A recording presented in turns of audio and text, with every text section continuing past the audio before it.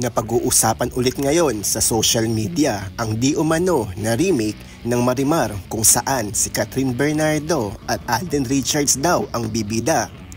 Pagkatapos ng matagumpay na movie project na Hello Love Again, hiniling naman ng mga fans na sana magkaroon sila ng chance na magkaroon ng teleserye.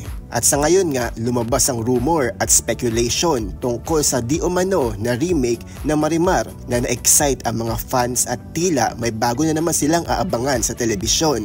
Napansin ito ng mga netizen na bagay kay Catherine na gumanap na Marimar na magkaroon siya ng shoot sa Mega Magazine for its Love Self issue with Catherine Bernardo na ginanap sa isang resort sa Palawan at humakot ito ng mga papuri sa mga netizen at maraming nagsasabi na sakto at pwede siyang gumanap as Marimar.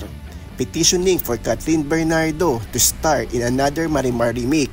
Ito ang nasabi ng isang netizen.